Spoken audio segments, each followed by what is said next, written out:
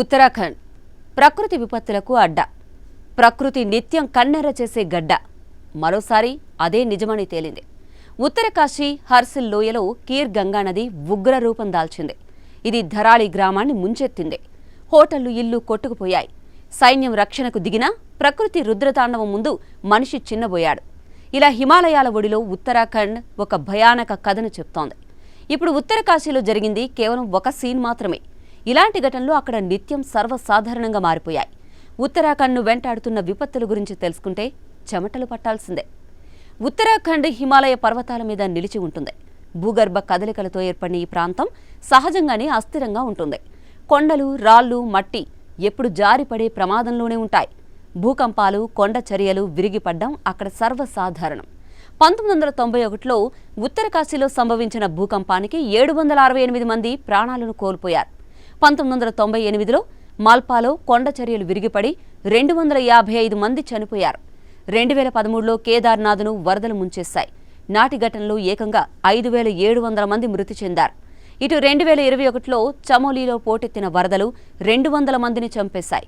వాతావరణ మార్పులతో పాటు హిమానీ నదాలు వేగంగా కరుగుతూ ఉండడం ప్రకృతి విపత్తులకు ప్రధాన కారణంగా చెప్పొచ్చు.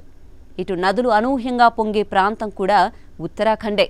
దీనికి కొన్ని లెక్కలే సాక్ష్యం. 1988 నుంచి 2023 వరకు 12319 సార్లు కొండ చర్యలు విరిగిపడ్డ ఏకైక రాష్ట్రం ఉత్తరాఖండ్. అందులో 2023లోనే 1100 సార్లు కొండ చర్యలు విరిగిపడ్డాయి.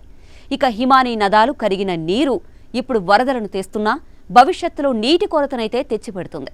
అటు ఫ్లాష్ ఫ్లడ్స్ ఘటనలు కూడా పెరుగుతూ ఉండడం ఆందోళన కలిగించే అంశంగా మారింది. మానవ దురాశ ఈ విపత్తులకు మరింత బలాన్ని చేకూరుస్తోంది. పర్యాటకం ఉత్తరాఖండ్ ఆర్థిక వ్యవస్థకు ఊపిరి. ఇది ఎవరూ కాదనలేని నిజం. ఒక్క 2023లోనే 56 లక్షల మంది చార్ధామ్ యాత్ర చేశారు. ఈ యాత్రికుల కోసం కొండలను తవ్వి నదీ ఒడ్డున నిర్మాణాలు చేశారు. చార్ధామ్ ప్రాజెక్టు కోసం రోడ్ల విస్తరణ కొండలను మరింత అస్థిరం చేసేసింది. అడవుల నరికివేత, డ్రైనేజీ వ్యవస్థలు లేకపోవడం, నదీ ఒడ్డున అక్రమ నిర్మాణాలు లాంటివి ప్రకృతి రక్షణ కవచాలను ధ్వంసం చేసేస్తున్నాయి. ఇటు అడవి మంటలు కూడా ఈ విధ్వంసంలో భాగమైపోయాయి. 2016-2020లో వేల హెక్టార్ల అడవులు బూడిదయ్యాయి. వన్యప్రాణులు, స్థానికుల జీవనోపాధి నాశనమైపోయింది. 2024 వర్షాకాలంలో 17 రోజుల్లో 1521 కొండ చర్యలు విరిగిపడ్డ ఘటనలు చోటు చేసుకున్నాయి. బద్రీనాథ్ రహదారి మూసుకుపోయింది. ఇటు అస్థిర భౌగోళిక నిర్మాణం, వాతావరణ మార్పులు, పర్యాటకం కోసం అటవీ నిర్మూలన, పర్యావరణ నిబంధనలు పాటించకపోవడం లాంటివి ఉత్తరాఖండ్ను ప్రమాదంలోకి నెట్టేస్తున్నాయి. రాష్ట్ర విపత్తు నిర్వహణ సంస్థ చెట్టు నాటడం, డ్రైనేజీ వ్యవస్థను మెరుగుపరచడం, ప్రమాదకర నిర్మాణాలను నివారించడం లాంటి సూచనలు చేసింది. కానీ పాటించేవారే లేరు. ప్రభుత్వాలకు కూడా దురాశే కాబోలు. అందుకే ఉత్తరాఖండ్ నిత్యం ప్రకృతి విపత్తులతోనే వార్తల్లో నిలుస్తూ వస్తోంది.